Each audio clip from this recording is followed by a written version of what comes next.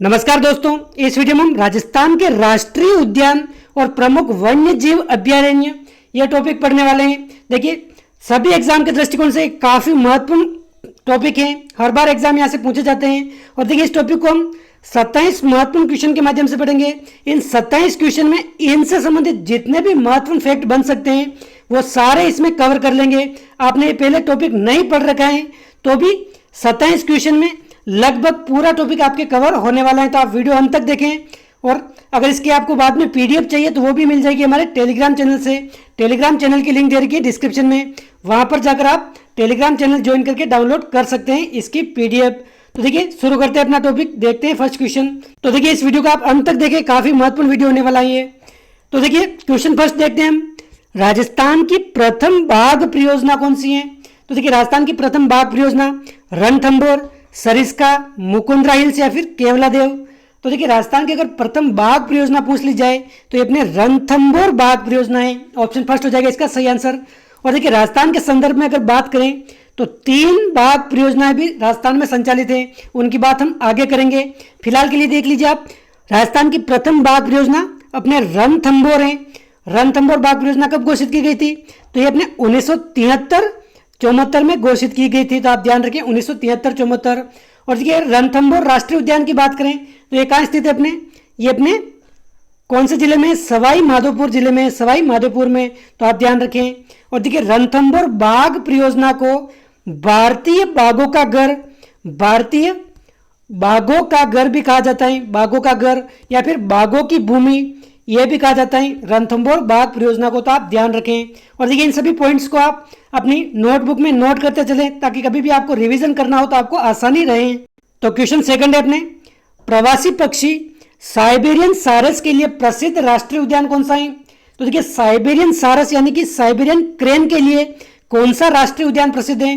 राष्ट्रीय मरु उद्यान, मुकुंदरा हिल्स राष्ट्रीय उद्यान, केवलादेव या फिर रणथंभौर राष्ट्रीय उद्यान। तो देखिए इसका आंसर क्या हो जाएगा? ये अपना हो जाएगा केवलादेव घना पक्षी राष्ट्रीय उद्यान या फिर केवलादेव राष्ट्रीय उद्यान, ऑप्शन थर्ड।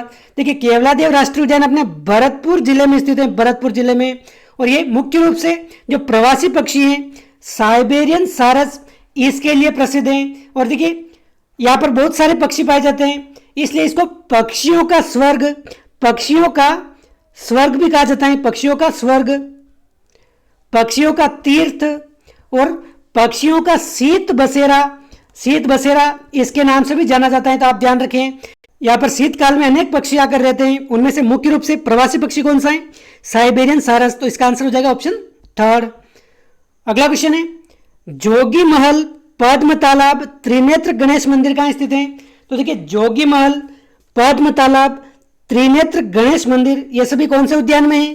तो अपने रणथंभौर राष्ट्रीय उद्यान में स्थित है। देखिए त्रिनेत्र गणेश मंदिर हमने पढ़ा था पहले, रणथंभौर दुर्ग में स्थित है। देखिए रणथंभौर दुर्ग के पास ही अपने रणथंभौर राष्ट्रीय उद्यान है, तो यहां पर हो जाएगा इसका सही आंसर, ऑप्शन फर्स्ट हो जाएगा इसका सही आंसर। जोगीमल हो गया, पद्म तालाब, त्रिनेत्र गणेश मंदिर ये सभी अपने रणथंभौर राष्ट्रीय उद्यान में। अगला क्वेश्चन है, काले हिरण यानी कि कृष्ण मृग के लिए प्रसिद्ध अभ्यारण्य कौन सा है? देखिए काफी बार पूछा जा चुका क्वेश्चन है। तो काले हिरण के लिए अपने कौन सा अभ्यारण्य प्रसिद्ध है? ताल छापर अभ्यारण्य प्रसिद्ध है। ताल छापर अभ्यारण्य कहाँ है अपने? ये अपने चूरू जिले में स्थित है। देखिए काले हिरण के लिए तो यह अभ्यारण्य प्रसिद्ध है ही अपने ताल छापर, इसके अलावा और कुरजा पक्षी के लिए, कुरजा पक्षी के लिए भी ये अभ्यारण्य प्रसिद्ध है, तो आप ध्यान रखें काला हिरण और कुरजा पक्षी इसके लिए अपने ताल छापर चूरू का अभ्यारण्य प्रसिद्ध है। अगला क्वेश्चन है, बंद बारेठा वन्य जीव अभ्यारण्य किस जिले में स्थित है? तो देखिए बंद बारेठा वन्य जीव अभ्यारण्य कहाँ स्थित है अपने? ये अपने भरतपुर जिले में स्थित है, ऑप्शन सेकंड हो जाएगा इसका सही आंसर। और देखिए इस अभ्यारण्य की अगर बात करें तो इसको परिंदों का घर कहा जाता है। देखिए उपनाम ये बहुत सारे एग्जाम में पूछे जाते हैं, परिंदों का घर अगर पूछ ली जाए, परिंदों का घर तो किसे कहते हैं? अपने बंद बारेठा वन्य जीव अभ्यारण्य को कहते हैं। क्योंकि देखिए केवलादेव के बाद अगर बात करें, केवलादेव जिसको पक्षियों का स्वर्ग कहते हैं, उसके बाद सबसे अधिक पक्षी इसी अभ्यारण्य में मिलते हैं, तो आप ध्यान रखें बंद बारेठा को अपने परिंदों का घर कहा जाता है जो भरतपुर में स्थित है। और देखिए बंद बारेठा झील इस अभ्यारण्य में स्थित है, इसलिए इसको बंद बारेठा वन्यजीव अभ्यारण्य कहते हैं। अगला क्वेश्चन है, राजस्थान का कौन सा वन्यजीव अभ्यारण्य गागरोनी तोते के लिए प्रसिद्ध है। तो देखिए गागरोनी तोते के लिए कौन सा वन्यजीव अभयारण्य प्रसिद्ध है? ये अपना हो जाएगा दर्रा वन्यजीव अभयारण्य, यानी कि दर्रा अभयारण्य, ऑप्शन सेकंड। देखिए गागरोनी तोते ये इंसानी आवाज में बोलने के लिए प्रसिद्ध है, मतलब इंसानों की आवाज ये बोलते हैं, इस आवाज में बोलते हैं, इंसानों जैसे बात करते हैं। तो गागरोनी तोते के लिए अपने दर्रा अभयारण्य प्रसिद्ध है। और देखिए गागरोनी तोते एक प्रकार से विलुप्त यानी कि संकटग्रस्त प्रजाति हैं, इसलिए गागरोनी तोते अपने रेड डाटा बुक में भी शामिल हैं। रेड डाटा बुक में तो आप ध्यान रखें। और ये अभयारण्य कहाँ है? अपने दर्रा अभयारण्य, ये अपने कोटा झालावाड़ दोनों की संयुक्त सीमा में स्थित है, तो आप ध्यान रखें ये। अगला क्वेश्चन है, वह अभयारण्य जो राजस्थान सहित 3 राज्यों में फैला हुआ है। तो देखिए ऐसा कौन सा अभयारण्य है जो राजस्थान समेत 3 राज्यों में उसकी सीमाएं? तो देखिए ये हो जाएगा अपने कौन सा? राष्ट्रीय चंबल घड़ियाल अभयारण्य, ऑप्शन 4। देखिए राष्ट्रीय चंबल घड़ियाल अभयारण्य की अगर बात करें, एक तो हो गया अपने राजस्थान, इसके अलावा मध्य प्रदेश में भी ये फैला है, यूपी तक ये विस्तृत है। तो Rajasthan plus Madhya Pradesh plus UP, इन 3 राज्यों में राष्ट्रीय चंबल घड़ियाल अभयारण्य फैला हुआ है। तो आप ध्यान रखें ये अपने 3 राज्यों में फैला हुआ है। और देखिए इसकी अगर बात करें तो राष्ट्रीय चंबल घड़ियाल अभयारण्य अपने चंबल नदी के सहारे विस्तृत है, इसलिए राजस्थान में अगर प्रमुख जिले पूछ लिए जाए तो कौन कौन से जिलों में फैला है? अपने कोटा हो गया, बूंदी हो गया, इसके अलावा सवाई माधोपुर हो गया, करौली हो गया, अपने धौलपुर हो गया, इन जिलों में ये विस्तृत है। और सबसे ज्यादा अपने कोटा जिले में है, तो आप ध्यान रखें। और देखिए यहाँ पर ये प्रमुख रूप से घड़ियाल के लिए प्रसिद्ध है, घड़ियाल के लिए, इसलिए इसका नाम ही क्या पड़ा है? राष्ट्रीय चंबल घड़ियाल अभयारण्य, इसके लिए प्रसिद्ध है ये। अगला क्वेश्चन है, भारत का राष्ट्रीय जलीय जीव गंगाई डॉल्फिन राजस्थान के किस अभयारण्य में पाया जाता है? तो देखिए आपको ध्यान रखना है, भारत का राष्ट्रीय जलीय जीव क्या है ये अगर पूछ लिया जाए तो भारत का राष्ट्रीय जलीय जीव अपने ये गंगाई डॉल्फिन है, जो राजस्थान के किस अभयारण्य में पाया जाता है, या फिर भारत के किस अभयारण्य में पाया जाता है? तो ये अपने पाया जाता है राष्ट्रीय चंबल घड़ियाल अभयारण्य, जो हमने देखा है 3 राज्यों में विस्तृत है। इस अभयारण्य में हमने गंगाई डॉल्फिन देखने को मिलते हैं, तो आप ध्यान रखें। और ये अपने राष्ट्रीय जलीय जीव घोषित हैं गंगाई डॉल्फिन। अगला क्वेश्चन है, राजस्थान के किस अभयारण्य से होकर सोम, मानसी, वाकल नदियां होकर गुजरती हैं? तो देखिए ये हमें टॉपिक अलग से देख लिया है पूरा, जो भी हमने दुर्ग हैं, दुर्ग से संबंधित दुर्ग किन नदियों के संगम पर बने हुए हैं, या फिर अभयारण्य से होकर कौन कौन सी नदियां गुजरती हैं, ये पूरा सेपरेट वीडियो हमने अलग से देख लिया है, तो वो भी जाकर आप देख सकते हैं।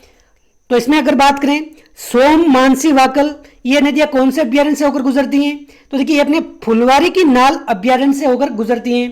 देखिए फुलवारी की नाल अभयारण्य की अगर बात करें तो कौन कौन से जिलों में ये विस्तृत हैं? तो प्रमुख रूप से ये अपने उदयपुर जिले में विस्तृत हैं। इसके अलावा पाली हो गया, राजसमंद हो गया, इन तीनों जिलों में ये विस्तृत हैं। और प्रमुख रूप से अपने फुलवारी की नाल उदयपुर जिले में विस्तृत हैं। और देखिए यहाँ पर बात करें सोन नदी इस अभयारण्य से होकर निकलती हैं, लेकिन मानसी और वाकल नदी इस अभयारण्य में जो पहाड़ियां बनी हुई हैं, इन पहाड़ियों से इनका होता है उद्गम, यानी कि इन पहाड़ियों से निकलती है। तो आप ध्यान रखें मानसी वाकल नदी, इन दोनों का उद्गम कौन से अभयारण्य से? अपने फुलवारी की नाल अभयारण्य से। और सोम नदी इस अभयारण्य से होकर निकलती है, तो आप ध्यान रखें ऑप्शन फर्स्ट। अगला क्वेश्चन है, वह अभयारण्य जो भारत के राष्ट्रीय पक्षी मोर के लिए प्रसिद्ध है। तो देखिए मोर के लिए कौन सा अभयारण्य प्रसिद्ध है? तो देखिए ये हो जाएगा अपने कौन सा अभयारण्य? ये अपने सरिस्का अभयारण्य हो जाएगा इसका सही आंसर। देखिए सरिस्का अभयारण्य में सर्वाधिक संख्या में मोर पाए जाते हैं। मोर क्या है? अपना भारत का राष्ट्रीय पक्षी घोषित है। और देखिए सरिस्का अभयारण्य की अगर बात करें तो ये कौन से जिले में? अलवर जिले में। और हमने देखा था राजस्थान की जो 3 बाघ परियोजना है, पहली बाघ परियोजना तो अपने हो गई रणथंभौर राष्ट्रीय उद्यान, और दूसरी बाघ परियोजना की अगर बात करें तो अपने सरिस्का अभयारण्य। तो आप ध्यान रखें दूसरी बाघ परियोजना सरिस्का, इसको कब घोषित की गई थी? ये अपने 1978-79 में घोषित की गई थी। ये राजस्थान की दूसरी बाघ परियोजना है, तो आप ध्यान रखें पहली तो हो जाएगी अपने राष्ट्रीय रणथंभौर अभियान या फिर रणथंभौर बाघ परियोजना, और दूसरी अपने सरिस्का बाघ परियोजना। तो आप ध्यान रखें ये अपने मोर के लिए प्रसिद्ध है, मोर के लिए। अगला क्वेश्चन है, हरे कबूतरों के लिए कौन सा अभ्यारण्य प्रसिद्ध है? तो देखिए हरे कबूतर के लिए भी पूछ ले जाए तो ये भी अपने सरिस्का अभ्यारण्य अलवर ये ही प्रसिद्ध है। हरे कबूतर हो या फिर मोर हो, इन दोनों के लिए अपने सरिस्का अभ्यारण्य अलवर ये प्रसिद्ध है। तो आप ध्यान रखें, हरे कबूतर आ जाए, मोर आ जाए तो अपने आंसर ऑप्शन फर्स्ट सरिस्का होगा। अगला क्वेश्चन है, उड़न गिलहरियों का स्वर्ग किस अभ्यारण्य को कहा जाता है? देखिए काफी महत्वपूर्ण क्वेश्चन है। उड़न गिलहरी के लिए कौन सा अभ्यारण्य प्रसिद्ध है? तो देखिए यह प्रसिद्ध है अपने सीता माता अभ्यारण्य, ऑप्शन थर्ड। और देखिए सीता माता अभ्यारण्य की अगर बात करें तो कौन कौन से जिलों में ये? तो देखिए मुख्य रूप से देखिए चित्तौड़गढ़ जिला हो गया, चित्तौड़गढ़, एक हो गया प्रतापगढ़, एक हो गया अपने उदयपुर, इन 3 जिलों में विस्तृत है। तो आप ध्यान रखें जो उड़न गिलहरियों के लिए प्रसिद्ध है। और देखिए अगर बात की जाए उड़न गिलहरी की तो इसको स्थानीय भाषा में क्या नाम है इसका? स्थानीय भाषा में लोग क्या कहते हैं इसको? मसोवा के नाम से जानते हैं, मसोवा। तो आप ध्यान रखें उड़न गिलहरी को स्थानीय भाषा में मसोवा के नाम से जानते हैं। देखिए एक तो हो गया अपने उड़न गिलहरी, और एक और बात की जाए चौसिंगा की तो ये चौसिंगा के लिए भी प्रसिद्ध है, चौसिंगा के लिए। तो आप ध्यान रखें चौसिंगा आ जाए, उड़न गिलहरी आ जाए तो ये अपने सीता माता अभ्यारण्य होगा। देखिए उड़न गिलहरी का तो अपने स्थानीय भाषा में नाम देख लिया, क्या बोलते हैं वहां पर ये लोग? मसोवा के नाम से जानते हैं, मसोवा। और चौसिंगा को स्थानीय भाषा में क्या नाम है? ये कहते हैं अपने बेड़ल, बेड़ल नाम से जाना जाता है चौसिंगा को। तो आप ध्यान रखें अपने ऑप्शन थर्ड हो जाएगा इसका सही आंसर।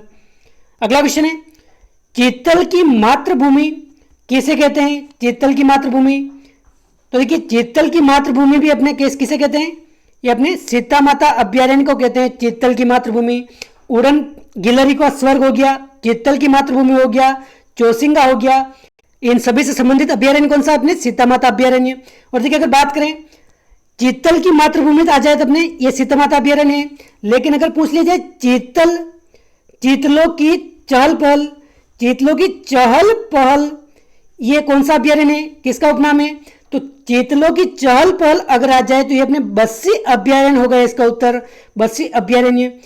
चीतल की मातृभूमि आ जाए तो अपने सीता माता अभ्यारण्य है। और चीतलों की चहल पहल किसे कहते हैं? तो ये अपने बस्सी अभ्यारण्य को कहते हैं। बस्सी अभ्यारण्य भी अपने चित्तौड़गढ़ जिले में स्थित है, चित्तौड़गढ़ में। तो इन दोनों पॉइंट को आप ध्यान में रखें और देखिए साथ साथ आप नोट करते रहें, क्योंकि इतने सारे बिंदु आपको एक साथ याद नहीं होंगे। हमें सिर्फ क्वेश्चन ही नहीं करना है, हमें पूरा टॉपिक कवर करना है इन क्वेश्चन के माध्यम से, इसलिए मैं इतने सारे आपको पॉइंट साथ साथ बता रहा हूँ। तो देखिए सीता माता अभ्यारण्य की और अगर बात करें, और आप ध्यान रखिए सीता माता अभ्यारण्य इसकी अगर बात करें तो हिमालय के बाद दूसरा ऐसा क्षेत्र है भारत का, हिमालय के बाद दूसरा क्षेत्र ऐसा है जहां पर सर्वाधिक दुर्लभ प्रजाति की औषधियां पाई जाती हैं। दुर्लभ प्रजाति की जो औषधियां होती हैं एक तो अपने हिमालय क्षेत्र में मिलती हैं और सेकंड अपने भारत में सीता माता अभ्यारण्य में मिलती है। तो आप ध्यान रखें यह भी महत्वपूर्ण बिंदु पूछा जा सकता है। क्वेश्चन 14 है, लव व कुश जलकुंड किस अभ्यारण्य में स्थित है? देखिए लव व कुश जलकुंड की अगर बात करें तो किस अभ्यारण्य में ये अपने? तो देखिए सीता माता से आप याद रख सकते हैं, लव व कुश इनके पुत्र थे। तो ये भी अपने इसका आंसर क्या हो जाएगा? ऑप्शन थर्ड हो जाएगा, सीता माता वन्य जीव अभ्यारण्य में अपने लव व कुश जलकुंड स्थित है। देखिए एक तो अपने गर्म जलकुंड, एक अपने ठंडे पानी का जलकुंड। लव तो हो जाएगा अपने गर्म और कुश हो जाएगा अपने ठंडे पानी का जलकुंड। देखिए सीता माता अभ्यारण्य से संबंधित बहुत सारे पॉइंट हो गए, ये सभी आपको ध्यान में रखने हैं। तो अपने ये हो जाएगा अपने ऑप्शन थर्ड। अगला क्वेश्चन है, वर्तमान में राजस्थान में कितनी बाघ परियोजना है? तो देखिए हमने अभी देखा है वर्तमान में राजस्थान में कितनी बाघ परियोजना है? 3 बाघ परियोजना संचालित है। तीनों की अगर बात करें कौन कौन सी? एक तो हो गई अपने रणथंभौर बाघ परियोजना। रणथंभौर बाघ परियोजना ये कब घोषित की गई थी? ये अपने घोषित की गई थी 1973-74 में ये बाघ परियोजना। तो आप ध्यान रखें पहली तो हो गई अपने रणथंभौर। दूसरी अगर बात करें तो ये अपने सरिस्का बाघ परियोजना है। सरिस्का बाघ परियोजना अलवर में स्थित है, अलवर में। ये कब घोषित की गई थी? 1978-79 में। तो ये आप ध्यान रखें। और तीसरी बाघ परियोजना आपको ध्यान में रखनी है मुकुंदरा हिल्स बाघ परियोजना। ये अपने कब घोषित की गई थी? ये अपने अप्रैल 2013 में घोषित की गई थी मुकुंदरा हिल्स बाघ परियोजना, जो कहाँ स्थित है? अपने कोटा हो गया, चित्तौड़गढ़, झालावाड़, बारां इन जिलों में स्थित है मुकुंदरा हिल्स बाघ परियोजना, जो अपने राजस्थान की तीसरी बाघ परियोजना है। तो ये तीनों बाघ परियोजना आप ध्यान रखें, यहाँ पर क्वेश्चन पूछे जा सकते हैं कौन सी पहली है, कौन सी दूसरी है, कौन सी तीसरी है।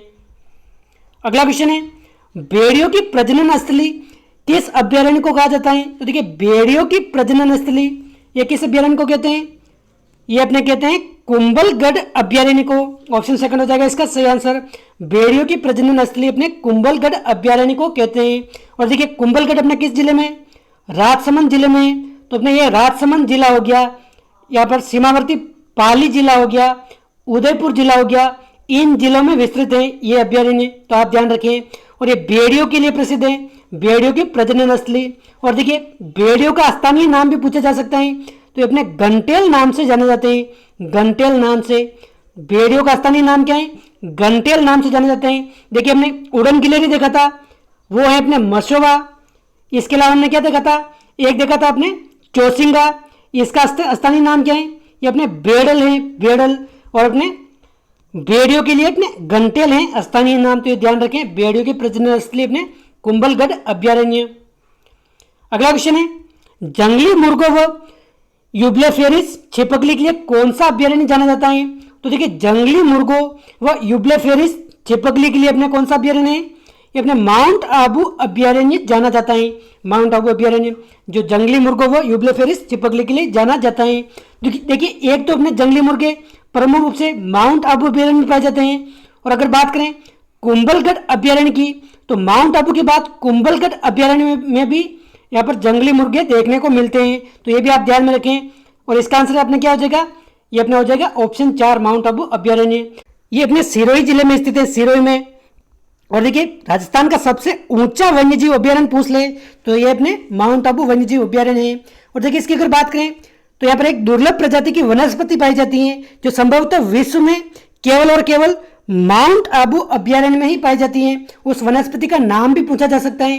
कौन सी वनस्पति ये अपने है डिकिल पेरेटा, डिकिल पेरेटा आबू एंसिस वनस्पति, एंसिस वनस्पति, डिकिल पेरेटा आबू एंसिस वनस्पति, ये इसका नाम है, जो विश्व में केवल एकमात्र स्थान है माउंट आबू, यहां पर पाई जाती है। तो आप ध्यान रखें, यह भी क्वेश्चन पूछा जा सकता है। अगला क्वेश्चन है, राजस्थान में विभिन्न अभ्यारण्य व उनसे संबंधित नदियों में कौन सा विकल्प सुमेलित नहीं है? तो देखिए राजस्थान के जो विभिन्न अभ्यारण्य हैं उनमें से जो होकर नदियां निकलती हैं, इन नदियों के नाम भी पूछे जा सकता है और ऐसे सुमेलित करने वाला क्वेश्चन भी आ सकता है एग्जाम में, तो आप ध्यान रखें। बस्सी अभ्यारण्य की अगर बात करें तो ब्राह्मणी व औरई नदी, तो देखिए बस्सी अभ्यारण्य अपने हमने पढ़ा था पहले, यह कहाँ स्थित है? चित्तौड़गढ़ में स्थित है, चित्तौड़गढ़ में। तो बस्सी अभ्यारण्य से होकर कौन कौन सी नदियां निकलती हैं? ये अपने ब्राह्मणी व औरई नदी होकर निकलती हैं बस्सी अभ्यारण्य से, तो ये तो अपने करेक्ट है, एकदम सुमेलित है। बेसरोडगढ़ अभ्यारण्य, इसकी अगर बात करें तो इसमें से चंबल व ब्राह्मणी नदी होकर निकलती हैं, तो देखिए चंबल व ब्राह्मणी ये संबंधित हो जाएगी अपने बेसरोडगढ़ अभ्यारण्य, ये भी एकदम करेक्ट है, फर्स्ट भी एकदम करेक्ट है।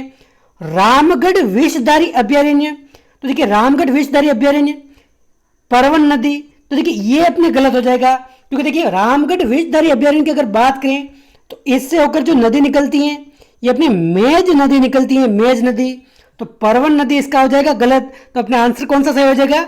ऑप्शन 3 हो जाएगा इसका सही आंसर। और देखिए अगर परवन नदी की बात करें, परवन नदी तो ये कौन से अभ्यारण्य से होकर निकलती है?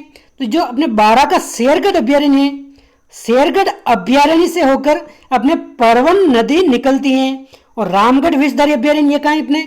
ये अपने कौन से जिले में? बूंदी जिले में स्थित है, बूंदी जिले में, तो आप ध्यान रखें इसका हो जाएगा अपने मेज, और शेरगढ़ अभ्यारण्य की हो जाएगी अपने परवन नदी। और सीता माता अभ्यारण्य की अगर बात करें तो ये अपने जाखम व करमोई नदी होकर निकलती हैं, तो ये अपने एकदम करेक्ट है, जाखम व करमोई नदी। तो फर्स्ट सही है, सेकंड सही है, और थर्ड अपने सुमेलित नहीं है, इसका क्या हो जाएगा अपने मेज नदी हो जाएगा। और रामगढ़ विषधारी अभ्यारण्य अगर पूछ ले तो कौन से जिले में? अपने बूंदी जिले में स्थित है, बूंदी जिले में, तो ये भी आपको ध्यान में रखना है। अगला क्वेश्चन है, निम्न में से अभ्यारण्य जो उनसे संबंधित वृक्षों के लिए प्रसिद्ध है में कौन सा सुमेलित नहीं है? देखिए इस प्रकार का क्वेश्चन पूछा तो नहीं गया है अभी तक, लेकिन पूछा जा सकता है कि कौन कौन सा अभ्यारण्य में मुख्य रूप से कौन कौन से वन पाए जाते हैं। तो देखिए सीता माता अभ्यारण्य की अगर बात करें तो ये मुख्य रूप से सागवान के वनों के लिए प्रसिद्ध है, सागवान के वृक्ष यहाँ पर मुख्य रूप से ज्यादा पाए जाते हैं, तो ये तो अपने करेक्ट है। फुलवारी की नाल उदयपुर की अगर बात करें तो ये महुआ के वृक्ष यहाँ पर सर्वाधिक पाए जाते हैं, महुआ के वृक्ष, तो ये भी अपने सुमेलित हैं। केला देवी अभ्यारण्य की अगर बात करें तो देखिए दोकड़ा के वनों के लिए प्रसिद्ध है। दोकड़ा के वृक्ष यहाँ पर सबसे ज्यादा पाए जाते हैं। केवला देवी, देखिए केवला देवी वन्यजीव अभ्यारण्य अलग है और केला देवी अलग है। केला देवी अभ्यारण्य हमने कहा है, केला देवी अपने करौली व सवाई माधोपुर में विस्तृत है, करौली व सवाई माधोपुर में। और केवला देव अभ्यारण्य अपने भरतपुर में है। तो ये आप ध्यान रखें, केला देवी जो करौली में है, इसमें दोकड़ा के वृक्ष पाए जाते हैं, ये भी सुमेलित हैं। लेकिन सवाई मानसिंह अभ्यारण्य की अगर बात करें तो ये बांस के लिए प्रसिद्ध नहीं है। ये किसके लिए प्रसिद्ध है? रोहिड़ा के लिए प्रसिद्ध है, रोहिड़ा के लिए। तो अपने ऑप्शन 4 सुमेलित नहीं है, बाकी सभी सुमेलित हैं। और आपको ध्यान में रखना है सवाई मानसिंह अभ्यारण्य ये अपने रोहिड़ा के लिए प्रसिद्ध है, जो सवाई माधोपुर में है, बाकी सभी सुमेलित हैं ये। अगला क्वेश्चन है, सांपों की शरण स्थली किस अभ्यारण्य को कहा जाता है? तो देखिए सांपों की शरण स्थली क्या हो जाएगा इसका आंसर? ये कहा जाता है अपने शेरगढ़ अभ्यारण्य को। देखिए यहाँ पर विषधारी आ रहा है, लेकिन आपको कंफ्यूज नहीं होना है। इसका आंसर होगा अपने शेरगढ़ अभ्यारण्य, जो सांपों की शरण स्थली के नाम से जाना जाता है। और देखिए शेरगढ़ अभ्यारण्य में हमने अभी बात की है, कहाँ स्थित है? ये बारां में स्थित है, बारां में स्थित है। और अपने रामगढ़ विषधारी अभ्यारण्य कहाँ स्थित है? ये अपने बूंदी में स्थित है। तो ये जो 12 वाला शेरगढ़ अभ्यारण्य है, यहाँ पर अपने सांपों की शरण स्थली कहा जाता है इस अभ्यारण्य को। तो आप ध्यान रखें। और देखिए हमने भी देखा है इसमें से होकर कौन सी नदी निकलती है शेरगढ़ अभ्यारण्य से? ये अपने परवन नदी निकलती है, परवन नदी। और ये अपने रामगढ़ विषधारी अभ्यारण्य से कौन सी नदी निकलती है? इस अभ्यारण्य से होकर गुजरती है अपनी मेज नदी, और ये परवन हो जाएगी अपने शेरगढ़ अभ्यारण्य से। क्वेश्चन 21 है, वह राष्ट्रीय उद्यान जो स्वर्णिम त्रिकोण पर स्थित है वह कौन सा उद्यान है? तो देखिए स्वर्णिम त्रिकोण पर स्थित कौन सा उद्यान है? यह अपना हो जाएगा केवला देव गना पक्षी राष्ट्रीय उद्यान। केवला देव गना पक्षी राष्ट्रीय उद्यान ये अपने स्वर्णिम त्रिकोण पर स्थित है। तो देखिए स्वर्णिम त्रिकोण किसे बोलते हैं? ये अपने दिल्ली हो गया ऊपर, दिल्ली, जयपुर और अपने आगरा, इन तीनों को जो जोड़ता है राजमार्ग, ये अपने स्वर्णिम त्रिकोण कहलाता है। तो जयपुर व आगरा के बीच जो केवला देव गना पक्षी राष्ट्रीय उद्यान है ये स्थित है, तो अपने स्वर्णिम त्रिकोण पर स्थित है। तो ऑप्शन 3 हो जाएगा इसका सही आंसर। अगला क्वेश्चन है, केवला देव राष्ट्रीय उद्यान को यूनेस्को की विश्व प्राकृतिक धरोहर सूची में कब शामिल किया गया था? तो देखिए आपको पता होना चाहिए कि केवला देव राष्ट्रीय उद्यान इसको यूनेस्को की विश्व प्राकृतिक धरोहर सूची में भी शामिल किया जा चुका है, जो राजस्थान का एकमात्र राष्ट्रीय उद्यान है। तो इसको कब शामिल किया था? ये अपने 1985 में इस उद्यान को विश्व प्राकृतिक धरोहर सूची में शामिल किया था यूनेस्को ने।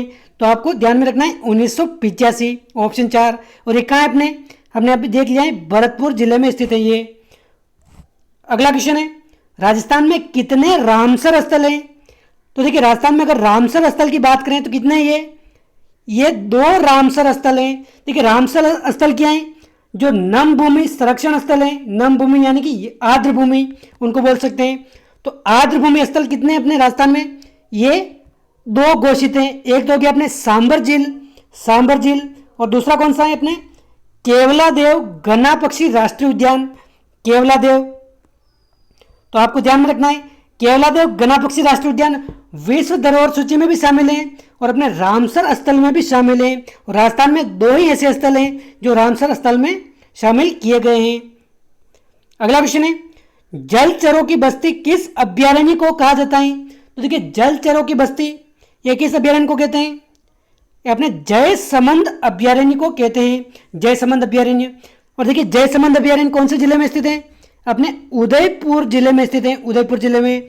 और ये किसके लिए प्रसिद्ध है? मुख्य रूप से अगर बात करें तो बघेरों के लिए प्रसिद्ध है, बघेरों के लिए। और इसको जलचरों की बस्ती के नाम से भी जाना जाता है। और देखिए बाकी ऑप्शन की अगर बात करें तो नाहरगढ़ अभ्यारण्य अपने जयपुर जिले में स्थित है, सज्जनगढ़ अभ्यारण्य अपने उदयपुर जिले में स्थित है, और फुलवारी किनाल की हमने बात कर ही ली है। अगला क्वेश्चन है, वह अभ्यारण्य जो धौलपुर में स्थित नहीं है, तो कौन सा अभ्यारण्य धौलपुर में स्थित नहीं है? रामसागर अभ्यारण्य, वन विहार अभ्यारण्य, केसरबाग अभ्यारण्य और जमुआ रामगढ़ अभ्यारण्य। तो देखिए रामसागर हो गया, वन विहार हो गया, केसरबाग अभ्यारण्य हो गया, ये तीनों अपने धौलपुर जिले में स्थित हैं। लेकिन जमुआ रामगढ़ अभ्यारण्य ये अपने कहाँ स्थित है?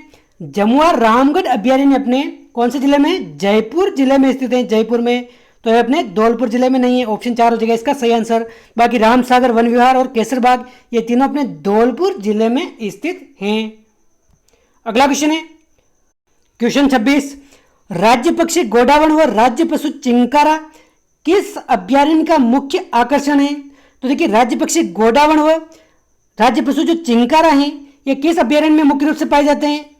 तो देखिए इसका आंसर क्या हो जाएगा, ये हो जाएगा अपना राष्ट्रीय मरु उद्यान। राष्ट्रीय मरु उद्यान जो मुख्य रूप से जैसलमेर में और बाड़मेर में, इन दोनों जिलों में विस्तृत है राष्ट्रीय मरु उद्यान।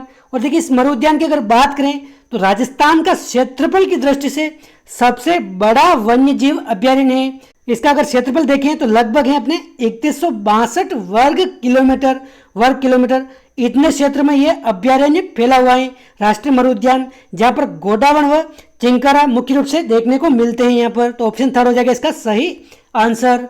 और देखिए रामसागर अभ्यारण्य हमने देख लिया है, कहाँ है, धौलपुर में है। माउंट आबू अभ्यारण्य सिरोही में है, ये मरु उद्यान हमने देख लिया है। और टोडगढ़ रावली अभ्यारण्य की अगर बात करें तो ये कौन से जिले में है, टोडगढ़ रावली अभ्यारण्य। तो देखिए ये आपको कमेंट करके सभी को बताना है टोडगढ़ रावली अभ्यारण्य कौन से जिले में स्थित है या फिर कौन से जिलों की सीमाओं पर स्थित है, ये आप सभी को कमेंट करके जरूर बताना है सभी को। अगला क्वेश्चन है राजस्थान का सबसे छोटा अभ्यारण्य कौन सा है? देखिए सबसे बड़ा अभ्यारण्य तो हमने अभी देख लिया है, कौन सा है, राष्ट्रीय मरु उद्यान। और सबसे छोटा अभ्यारण्य अगर पूछ लिया जाए तो ये कौन सा है, ये अपने सरिस्का अभ्यारण्य है। देखिए सरिस्का अभ्यारण्य अलग है और सरिस्का अभ्यारण्य ये अलग है। ये राजस्थान का सबसे छोटा अभ्यारण्य है और यह भी अपने अलवर जिले में स्थित है। मात्र 3.07 वर्ग किलोमीटर में फैला है ये सरिस्का अभ्यारण्य जो अलवर जिले में है और राजस्थान का सबसे छोटा वन्य जीव अभ्यारण्य है, ये आपको ध्यान में रखना है। और देखिए सरिस्का के बाद अगर बात करें तो इसके बाद कौन सा अभ्यारण्य सबसे छोटा है, ये अपने सज्जनगढ़ जो उदयपुर वाला है ये सबसे छोटा है सरिस्का के बाद, और सबसे छोटा अपने सरिस्का हो जाएगा। तो दोस्तों ये थे अपने 27 महत्वपूर्ण क्वेश्चन। इन 27 क्वेश्चन के माध्यम से हमने ये लगभग सभी पॉइंट कवर कर लिए हैं इस टॉपिक से। मुझे उम्मीद है ये आपको वीडियो अच्छा लगा होगा। वीडियो अगर पसंद आए तो आप लाइक जरूर करें, चैनल पर पहली बार आए तो सब्सक्राइब जरूर करें। और इन प्रश्नों की सॉल्व पीडीएफ भी आपको हमारे टेलीग्राम चैनल से मिल जाएगी। टेलीग्राम चैनल की लिंक दे रखी है अपने डिस्क्रिप्शन में, वहां पर जाकर चैनल ज्वाइन करके आप इनको डाउनलोड कर सकते हैं। देखिए टेलीग्राम चैनल पर बहुत सारे आपको अच्छी अच्छी पीडीएफ मिल जाएगी, बहुत सारे अच्छे नोट्स मिल जाएंगे, तो आप टेलीग्राम चैनल को जरूर ज्वाइन कीजिए।